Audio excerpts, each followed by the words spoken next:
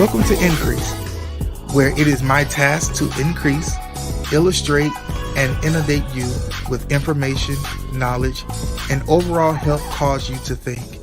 And I'm your host, Alpheus Gibbs Sr.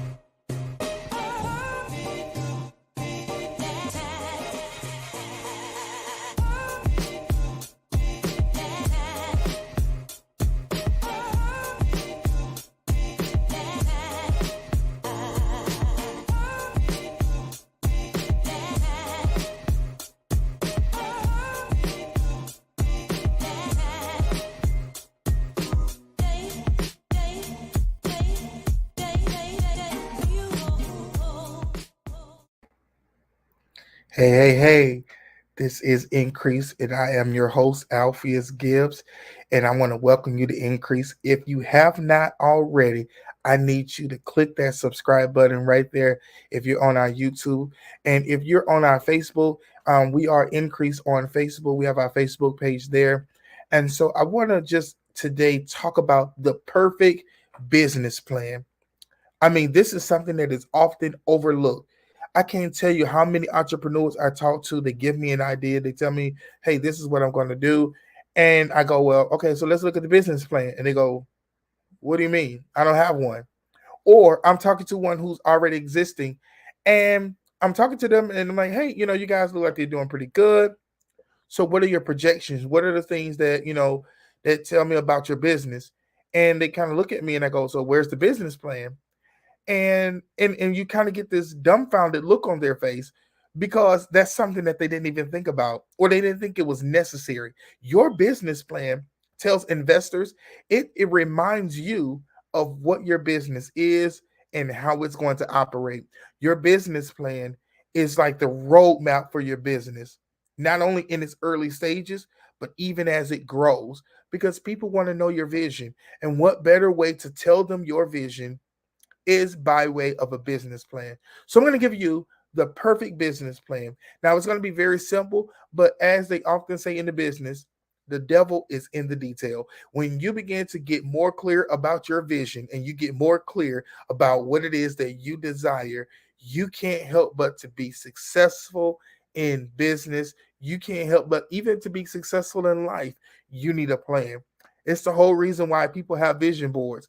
It is a visual reminder of why they're working as hard as they are. And so you as an entrepreneur, you as the business owner, you want to make sure that you are not only clear, but that you keep it in the forefront of your mind of why it is that you do what you do. Because there are going to be days when, everything is not going to be great and you're not going to always be happy about the business and the job or, the work or whatever, or the service that you provide. But that business plan, that vision board reminds you and keeps you trucking. So I want to give you guys again the perfect business plan. Your business plan needs to, one, tell the idea. What is your big idea? what is the product or the service that you're going to be providing. It also needs to tell us how your product or service is going to stand out against the competition. Why should people buy your product over another person's? Why should I go with your service, right? Why should people hire your business to do business with them? Why? Why? Who? What makes you so different than the other person or the other people who are doing it? Why do you want people to buy your product? So people buy into your story. What's your story? What's your angle? Right? We before you buy a pair of Nikes, when you look at the commercial, the shoes look okay, but you're really buying it because you want to jump like Michael Jordan, or you want to, you want to have handles and everything like whatever athlete or whatever person that is wearing it, right?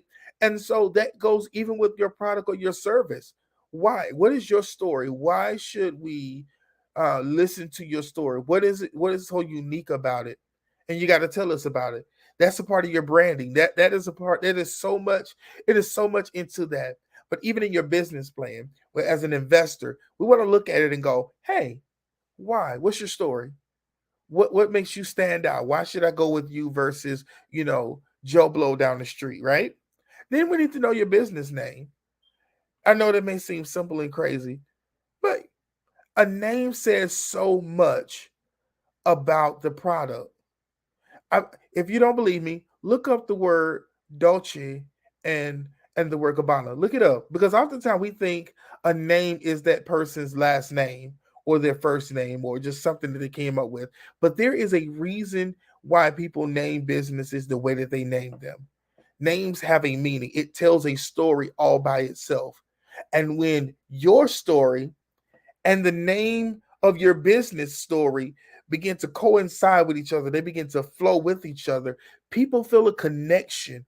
There's a bridging of the gap, if you will, because now we understand partially why you started this business, and then also the customer begins to feel that you actually care, or that this is something that you're very passionate about. So your name, your business name, needs to have a meaning. It needs to be one that is unique. Then you also want to look at who's your target market. Who will your customers be? Oftentimes when we think about a product, we're like, oh, I want everyone to use our product. And that would be wonderful if you could produce a product, or that your service will be used by everyone. But that's like in a perfect world. But you want to make sure that you are specific in your target marketing strategy, right? Is it going to target kids? Is it targeting teenagers? Are you just targeting men? Are you targeting women? If you're targeting kids, is it male or female, or is it, what are the age brackets? Not only what are the age brackets within kids or teenagers or men and women, are you targeting a certain demographic of men or women? Middle Eastern, European, American, Japanese, Asian. What are your, not only the gender and the age, but also what is the demographic? Are you targeting just the people that live around you where you live? Like a certain like the tri-state area where you may live, or in certain counties, or is your product or service one that can be utilized by people who live in various places, or is it just specific? Because all of this is going to play a part into the next section, and that's the marketing. Now I'm going to go back through some of these things again, because I want to go into a little bit more of a detail, but I'm kind of giving you a little synopsis of each one. So we deal with marketing. And in that marketing, how is the word going to get out? How are people going to know about your business? Are you just going to be online only? Are you going to do, like posters, old school newspaper, magazines? Like, how will people know how to get in contact with you? How will they know how to get to your product or service, right? Then you also want to look at your price range. What are you going to charge? How are you going to charge? And then lastly, the profits. How much do you project that you'll be making in the first quarter, second quarter? so on and so forth.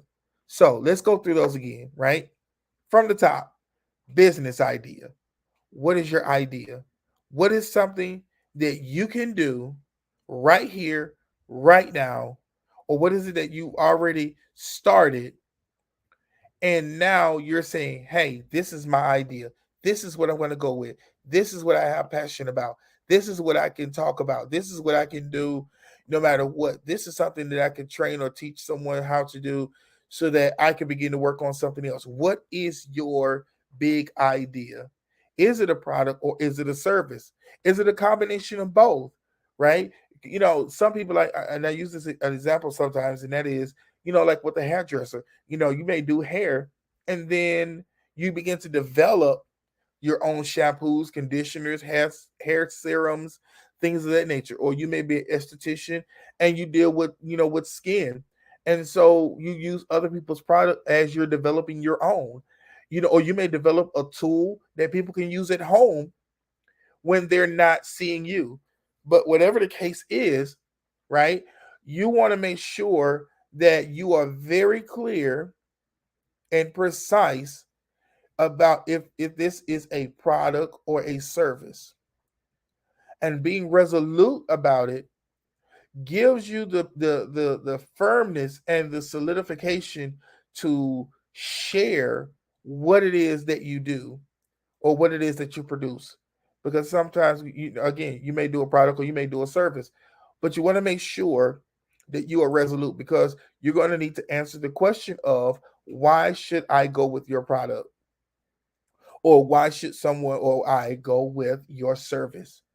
What makes you stand out more than a Stanley cleaner? Why should I go with your cleaning service? Why should I go with you over Mary Mae's? Or, why should I come to your restaurant versus going to one of the chain restaurants? Why should I come and get your product? Why should I use your detergent or your shampoo or your soap versus going with Dove or Olive Olay or whatever? Why should I use your product versus someone else's, or your service versus someone else's? What stands out? When you look at a Chick-fil-A, for instance, Chick-fil-A sandwiches are good, but there are other places who have better sandwiches than Chick-fil-A. What Chick-fil-A stands out in is not only their customer service, but their efficiency as they're doing their job. So you may say, well, listen, I'm no different as far as the product or the service, but I'm more efficient. I can get it done a lot faster. And we applaud you for that, because that is something that is being overlooked, especially in a lot of businesses, is being efficient. How efficient are you? Right? So we want to make sure that we answer that question of, what is the idea? Because in that idea, you have those different breakdowns. Now, the name. Don't just choose a name that sounds good. You want to choose a name that ends, all depending on, if you can, that ends in a vowel sound. I know this sounds crazy. I'm giving y'all free game. Typical businesses that end with a vowel sound are easier to remember and are more likely to be said, can be repeated, can be shared, and it is something that people love to say. Think about it. Nike ends in the E. It's that vowel sound. And I learned this, and it's gonna be so funny listening to a rap artist. He was like, when you're rapping song, when you're rapping or whatever, when you have lyrics that end in vowel sounds more, and the title of the song ends in a vowel sound, it's more likely to be a hit song versus songs that are not like that. And so it's the same way even in business. When you think about some of your major brands, listen at how the name even may sometimes even be long, but they end in a vowel sound.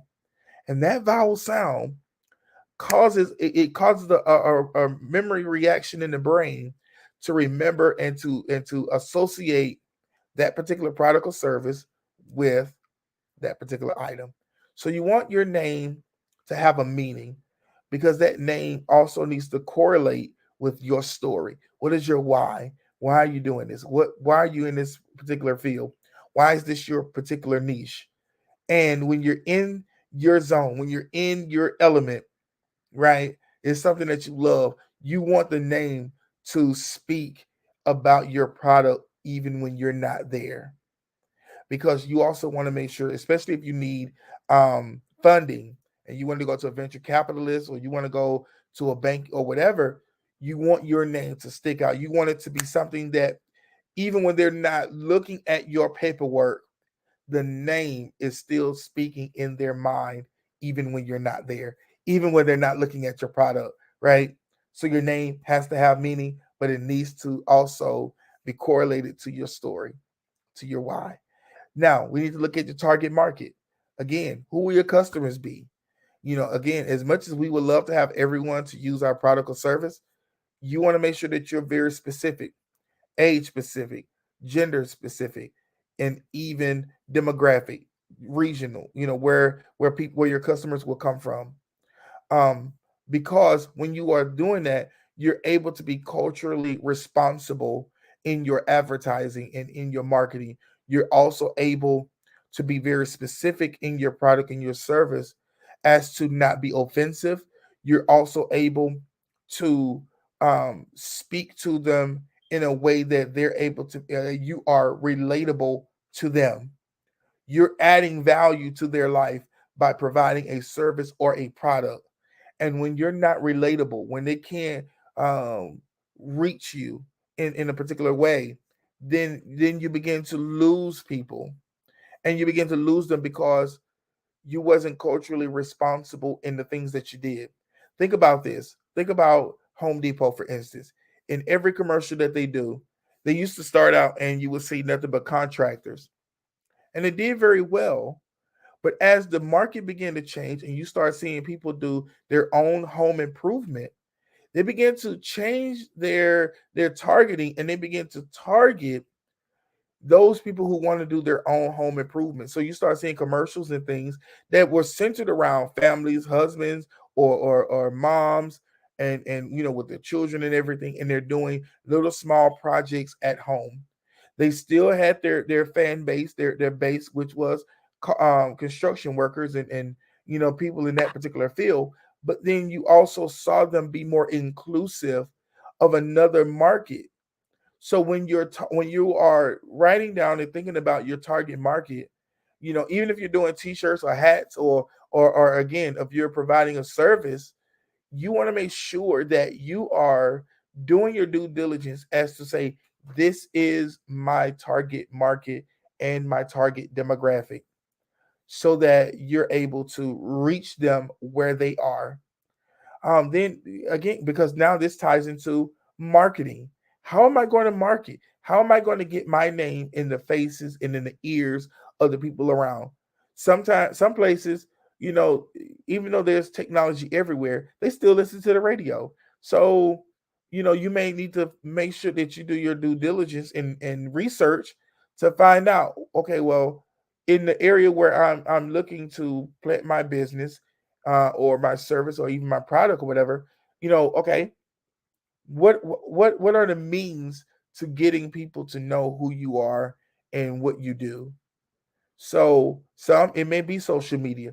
For others, it may be, with local newspapers, or it may, just again be with the local news stations or radio, whatever it is. You want to make sure that you are putting the proper resources where they belong. Marketing, and I cannot stress this enough, marketing is the make or break of a business. You can have a horrible product, you could be terrible at service, but if you market right, if you market like you need, like you're supposed to, I'm telling you, people will still use your product or service. And I'm not advocating for you putting anything out there that is horrible and trash and not worthy, of respect, or anything like that. I want you to put your best foot forward. I want you to put out a superior product, and a superior service. But when you market correctly, it can be the difference between barely making it and really doing well in business. Marketing, marketing, if done correctly, will bring your branding that much more easier. Mark Zuckerberg with Facebook, and I use them all the time, but they marketed so well that they didn't even have to market anymore. They had solidified their branding in a time and in a space that even when people don't like them, they act as if there's no other social media platform out there. As popular as Twitter is, as popular as Instagram is, as popular as TikTok is becoming, there is no other platform like Facebook. And even when others try to come in to create their own, it still does not it doesn't feel like Facebook, and people go back to it no matter how many times Facebook locked them out of their accounts, no matter how many times they quote in Facebook jail or whatever. They have solidified a branding through through marketing, because they have really put all of their stock into that one area. And so if I can share with you anything, is that when you market properly, branding becomes easy. Branding becomes easy. The next thing is pricing. How are you going to price it? And let me share some with you. How you know how to price your product or service is you need to look at how much it costs to do what you do. How much does it cost to get your supplies? How much does it cost to to drive so that you can do your service? How Once you tally up all of those things, how much everything costs, how much does it cost to get there or to ship it, then you need to look at that and then charge 10 to 20% more than that so that you can begin to gain at least a 10 to 20% net profit off of that. Now, there are some calculators online that you can look up on specifics, but then you also want to look at the marketplace. You want to see what the market rate is going for the product or service that you are providing. And if you're using superior product or excuse me, items, ingredients in your soaps or lotions or whatever it is, whatever product you are producing, or you may even be a carpenter or a brick mason or whatever, you want to look at what is the going rate in the marketplace for where you live and where you're marketing, and then go from there and begin to make those adjustments, because you don't want to underprice your product or underprice your service, because even though you may get a lot of customers, you're putting yourself at a disadvantage because now you're not making enough to not only stay in business but to hire people so that you can now stop doing so much of the work and you can now begin to sit back and reap the benefits of you having invested in a business. So you want to look at pricing. How much are you going to charge? And then and also, what are your competitors charging? You want to look at what they're charging. What is the going rate for what for the niche that you're doing? That's going to help you as well. Finally, is the profit. How much will you make after each sale or after each doing of your product or service? And again, so this is how you would do it. How you take it: your profit plus your income minus your expenses, and that's how you're going to determine it. So you want to make sure that you are not only just making enough money so that you can pay your employees, pay yourself, and buy supplies, but you want to make sure that you're able to do all of those things and still have enough revenue, enough cash flow, so that you can be able to expand and go to that next level. That's truly what it's about. That's your perfect business plan. You need to get clear about your idea. You want to look at and make sure that your name has meaning. Your business name has meaning. You want to be very clear and precise about your target market and your target demographics. Then you want to begin to look at the avenues, research the avenues of marketing so that so that you're putting the proper resources in the direction that they need to be in, because there's no reason to waste resources, especially when it comes to marketing. Finally, you want to look at your pricing, how much you're going to charge, right? how much does it cost to run this business, and then so that you can finally determine what your profit is going to be. Because when you get ready to go before a bank to get a loan or any of those things, you want to make sure that you know your numbers. This is who I'm targeting. This is how much it costs to market. This is how much it costs to produce this product, or this is what it costs for me to perform this service. This is, my expenses for my equipment.